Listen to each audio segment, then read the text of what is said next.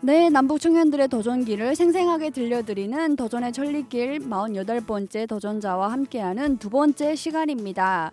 오늘도 함경도 김책에서 온 위력 씨 모시고 이야기 이어가겠습니다. 안녕하세요. 네, 안녕하십니까. 한 주 동안 잘 보내셨나요? 네, 잘 보냈습니다. 미니 씨는 잘 네. 보내셨나요? 저는 저 요즘에 일하느라고 너무 정신이 없어서 그냥 바쁘게 그렇게 보내고 있습니다. 지난 시간에 위력 씨가 이제 그 고아원에 들어가셔서 어떻게 생활을 하셨는지 네. 정말 그 가슴 아팠던 이야기들을 쭉 들어봤어요.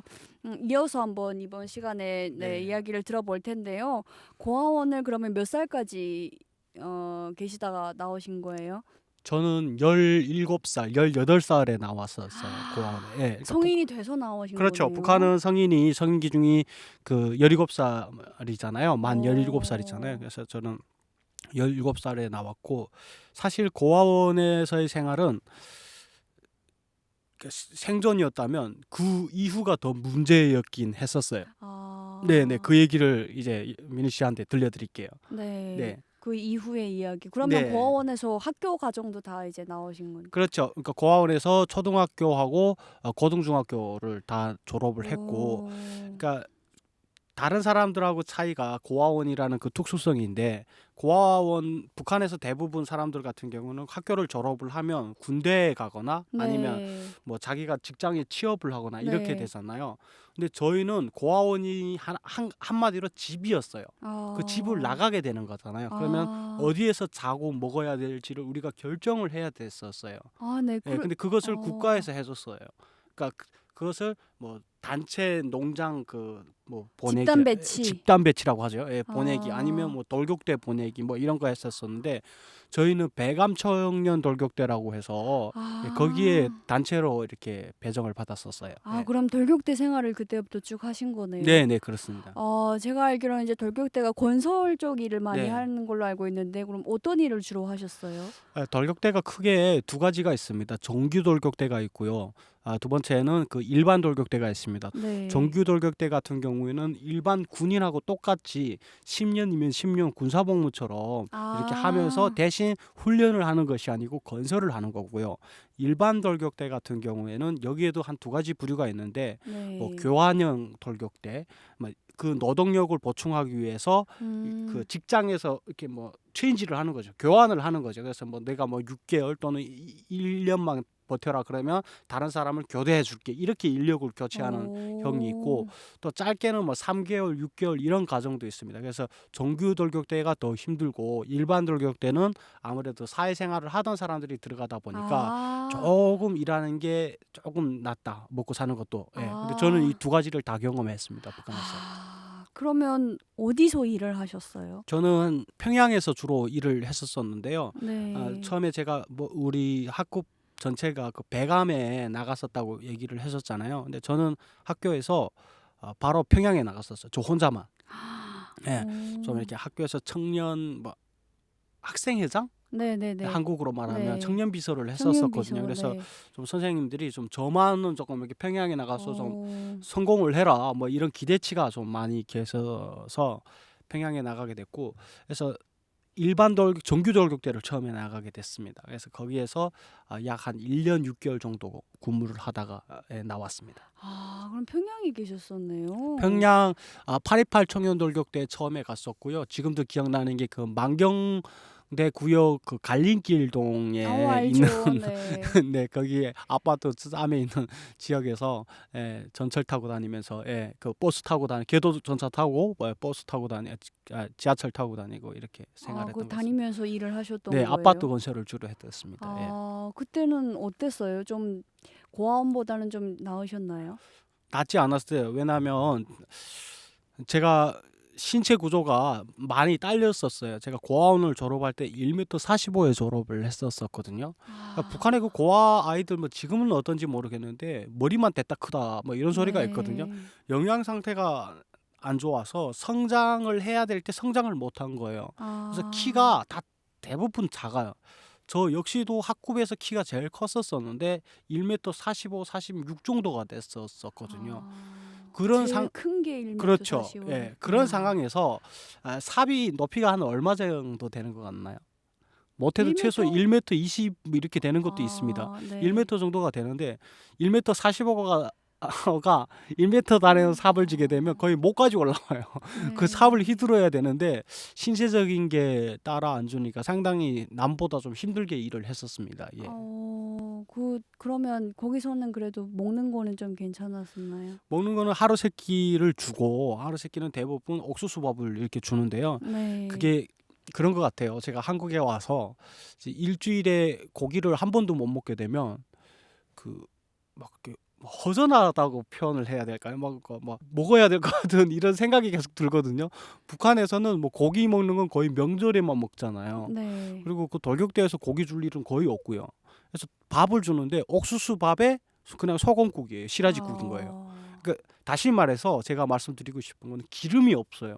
음식에 기름이 없다 보니까 이게 먹고 돌아앉으면 배고픈 거예요. 예. 그러니까 배는 볼록 나와요. 그러니까 양을 뭐 진짜 풀하고 막 시라지 막 이렇게 해가지고 네. 많이 먹여놔가지고 배는 나오는데 배고픈 거예요. 그러니까 이런 상황에서 일을 나가면 정말 막 한 시간만 일을 하면 땀이 나오고 막 그냥 온몸이 막 손에는 막 굳은 살이 배겨서 막 피가 나고 막 이런 상황에서 배고픔을 너무 빨리 잊는 거예요. 그래서 저는 북한에서의 생활이 23년을 북한에서 살았거든요. 그 배고픔이 연속이 아니었던가 이런 생각이 들어요. 가끔씩 강의 가면 사람들이 선생님 그래도 북한에서 행복했을 때 기억을 좀 말씀해 주세요. 이런 말을 하거든요. 가족과 함께 있어서 행복했습니다라고 말하고 두 번째는 배고픈 기억밖에 없어서 잘 모르겠습니다. 라고 이렇게 말을 해요. 다 그렇지는 않지만 제가 그랬던 것 같습니다. 네, 그렇군요. 정말 8살 이후로 고아원 들어가신 다음부터 계속 그렇게 고난 그게 연속이었고 배고픔의 연속이었고 너무 마음이 아프네요. 정말. 그러니까 한국에서 볼 때는 그것이 고난이고 고생이지만 북한에서 네. 살 때는 그것이 고생이고 고난이라고 생각해 본 적이 한 번도 없었어요. 왜냐면 제가 그 1회 때 지난주에 말씀드렸다시피 일주일을 생각해 본 적도 없을 뿐더러 미래를 생각해 본 적도 없었어요. 북한에서의 삶은 오늘을 먹어야 내일을 살 수 있다. 내일까지가 제 삶의 기준이었던 것 같아요. 그것이 목표였고 그러다 보니까 내가 정말 힘들게 사는구나. 나는 정말 슬프다. 왜 이렇게 나는 살까라고 생각해 본 적 역시 한 번도 없습니다. 다 이렇게 살겠지.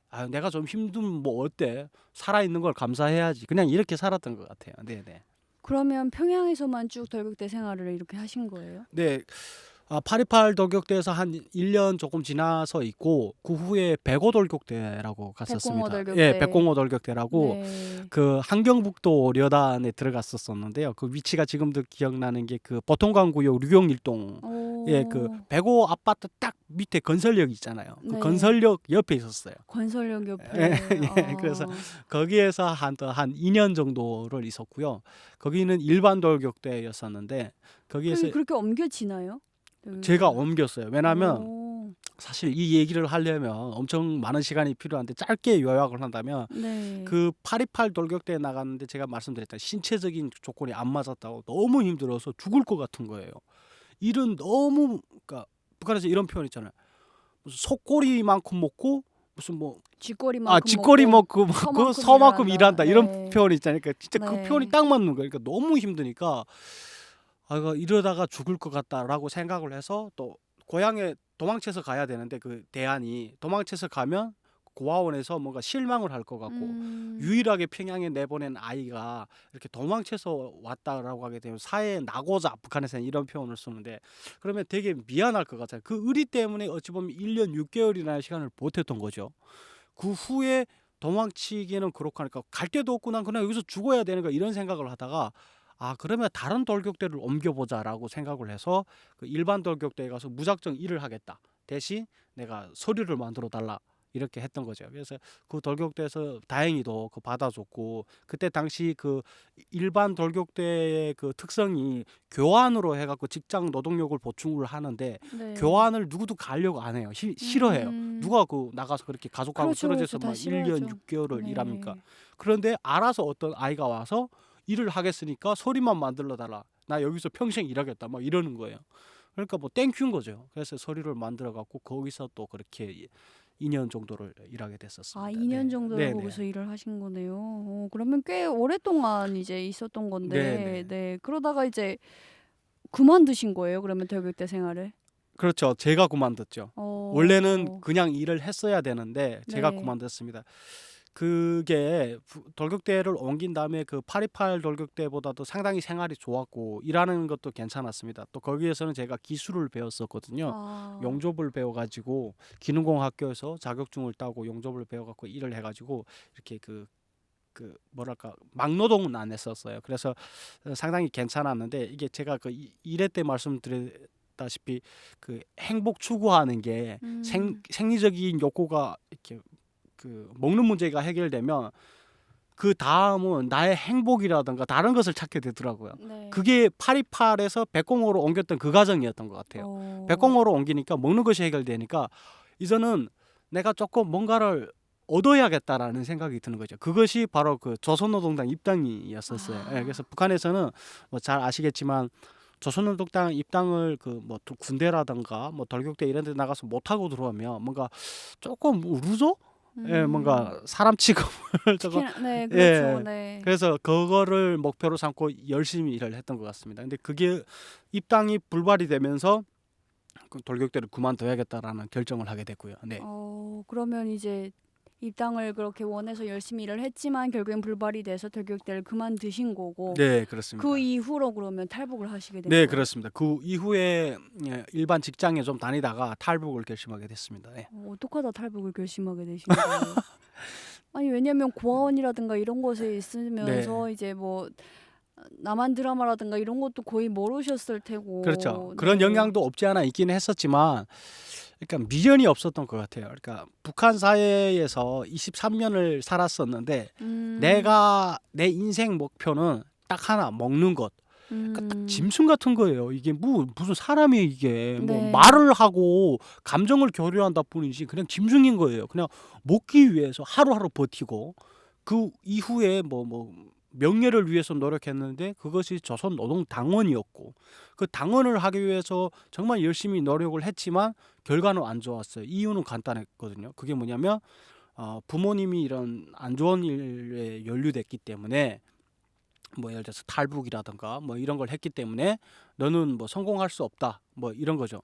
그러니까 적대계층으로 분리가 된 거예요. 그래서 저는 나는 죽어도 그 동료계층이나 그 핵심 계층에는 북한 사회에서 올라가지는 못하겠다라는 그게 있어서 미련이 없었던 것 같아요. 그러니까 막 이전 모든 게 기가 찬 거죠. 그래서 야 나도 좀 생각이라는 걸 좀 해보고 이제는 성인이 됐으니까 장가도 가야 되고 그러다 보니까 먹는 것만을 위해서 좀 살지 말자. 다른 삶을 좀 살아보자라고 했던 게 대안이 딱 하나. 그게 탈북이었던 거죠. 네. 네. 네. 제가 알기로는 이제 위력 씨가 2번의 탈북 끝에 네. 성공한 걸로 알고 있거든요. 첫 번째 탈북에 대해서 맞아요, 좀 맞아요. 이야기를 해주세요. 그 남은 뭐 탈북을 한 번에 이렇게 좀 안전하게 이렇게 오는 사람도 있다고 하는데 저는 아또 그 땅하고는 안 맞는 것 같아요. 잘 안 맞는 것 같아요. 그러니까 거기에 나오는 탈출하는 순간까지도 저한테 좀 안 맞았대는데 2번 탈출했다라는 게 무슨 얘기냐면 탈북을 결심을 하고 브로커를 이렇게 끼고 이렇게 넘잖아요. 브로커를 만났는데 이 브로커가 상당히 그 정보기관 북한 보위부로 인해 가지고 그 감시를 받던 사람이었어요. 근데 그 사람이 심지어 또 더 감시를 받는 사람을 탈북을 시키는 계기가 됐었어요. 거기에 제가 낀 거죠. 그래서 보위부에서 다 이렇게 내려다보고 있는 거예요. 감시에 예, 그래서 다 내려다보고 있는 거예요. 그런데 에라 나 지금 쟤를 잡아야겠는데 얘네 둘을 잡아야겠는데 지금 무슨 껌딱지 같은 게 하나 따라다니고 그게 전거예요. 예, 그래가지고 두만강을 넘으면 중국이잖아요. 두만강을 넘기 전에 체포된 거예요. 거기서. 근데 당시 네네. 상당히 그 상엄했고 그 두만강에서 탈북하다가 총에 맞아 죽은 사람들 사례도 있었어요. 예, 그래서 그때 제가 막 도망치는데 저한테 그 위협 사격을 했었거든요. 그렇게 도망쳤다가 김치움에 이렇게 땅굴에 이렇게 숨어 있다가 한 3일 만에 잡혔죠. 그래서 어디 김치음에 숨었다가? 북한은 김치움이 있잖아요. 이렇게 네네. 아파트마다 네. 또 이렇게 땅굴을 파고 있잖아요. 그런데 숨어 있다가 보위부에 체포가 된 거죠. 그러니까 그래서 모르는 사람 집에 있다가 그냥 아니요, 아는 사람 아는 지인 사람 집에 있다가. 지인의 집에 이렇게 숨어 있다가 체포됐는데 그게 1차 탈북 실패였어요. 예. 보이브에 그럼 잡혀간 건 한 3개월 정도 있었습니다. 네. 어떻게 거기서 또 힘듦의 어떤 시작이네요. 그렇죠. 그 보이부에 북한에서 막 보이부에서 살다 나온 사람들이 상당히 많잖아요. 네. 그 사람들은 이렇게 눈빛만 보게 되면 보이부라는 주제를 하나 딱 던져놓으면 알아서 다 이해해요. 근데 일반 사람들은 북한 보이부가 어떤 것인지 몰라요. 그러니까 북한 보이부는 그러니까 세계 최고의 그 고문과 조사를 그 받는 곳이라고 생각하면 될 것 같아요. 그러니까 고문 기술로 보게 되면 세계 최고라고 봐야 될 것 같아요. 왜 제가 그렇게 생각을 하냐면 북한은 사회주의 국가잖아요. 독일도 이전에 동독이 사회주의 국가였잖아요. 동독의 정보기관이 북한 보이부와 비슷한 게 수타지라고 있었습니다. 그 수타지 정보기관을 제가 한번 가서 봤었는데 걔네는 대신 때리지는 않았어요. 심리적으로 이렇게 그 괴롭혔어요. 근데 북한은 심리적인 것도 1등이고 구타하는 것도 1등이에요. 그래서 북한 보이부에 딱 들어가서 내가 여기서 살아남으려면 이 사람들이 시키는 대로 해야겠다. 예를 들어서 이 사람들이 네 사람을 100명 죽였어. 너는 조선의 기차를 훔쳤어. 진술해. 라게 되면 예 훔쳤습니다. 라고 대답을 해야겠구나. 그래야만 내가 덜 맞고 빨리 안전하게 죽을 수 있겠구나. 이런 생각을 했던 것이 보이부였던 것 같아요. 네. 3개월 동안 그렇게 계속 고문 당하다가 그렇죠. 뭐 고문이라는 게 그냥 쉽게 말해서 이렇습니다. 그 사람들이 원하는 대로 진술서가 나오지 않으면 때리면 되는 거예요. 그리고 뭐 이렇게 심리적 그 고문이라는 건 뭐 철박소 안에 걷어놓거나 아니면 감옥에 앉아 있는 그 시간이 그 고문인 거죠. 예, 막 이렇게 양반다리 하고 앉아 있는데 거의 기계처럼 앉아 있어야 되는 거예요. 막 엉덩이 욕창이 막 오고 막. 그러면 3개월 만에 그냥 풀려난 거예요? 아니면 아니요. 그게 그 다음에 2차 탈북을 하게 됐는데 저는 북한에서 사실 23년의 삶이 끝나는 줄 알았어요. 그러니까 지방이랑 보이부에 있다가 도보이부로 호송이 되는 도중에 탈북을 했는데 사실 저는 그때 인생을 끝내려고 탈북을 시도하다가 이렇게 그 달리는 자동차에서 떨어져서 자살하려고 했거든요. 왜냐하면 그 보이부 지방 보이부도 그렇게 견디기 힘든데 도보이부에 올라가게 되면 내가 며칠 못 살고 죽겠구나. 죽을 거면 맞고 죽는 것보다도 지금 빨리 죽는 게 낫겠구나라고 죽음을 그렇게 결정을 했었어요. 그런데 다행히도 그 차가 그 제가 뭐 청진까지 가야 되는 차가 이렇게 무산으로 들어가는 차였거든요. 그러니까 Y자라고 하게 되면 제가 Y 입구에서 출발을 했다면 제 목적지는 그 청진인데 무산이라는 쪽에 이렇게 가야 됐던 거예요. 그래서 해령이라는 곳에서 한승을 하게 됐던 거죠. 그때 어둠을 틈타서 다시 도망치게 됐습니다. 진짜 네. 그럼 그렇게 정말 죽자고 어떻게 뛰어든 것이 결국에는 탈출로 이어져서 그렇죠. 무사 일생으로 살아나서 두 번째 그렇죠. 탈북까지 그렇게 가시게 된 거네요. 예, 지금 생각하게 되면 어떤 사람들 막 이런 얘기를 가끔씩 하게 되면 와 대단하다, 와 어떻게 그런 생각을 했었어 했는데 그때는 제가 무슨 생각을 해서보다도 아무것도 계획이 없었어요. 그냥 내 오직 계획 딱 하나는 죽는 거. 이 생각으로 모든 것을 이렇게 좀 하니까 어떻게 탈출도 하게 됐던 것 같아요. 그래서 제가 그 해령 뱀산초소라는 곳이 있는데 거기서 탈출을 해서 산으로 올라가고 지금도 기억납니다. 진짜 그 뼈저리 지금 뭐 죽을 때까지 잊지 못할 것 같아요. 그 지역도.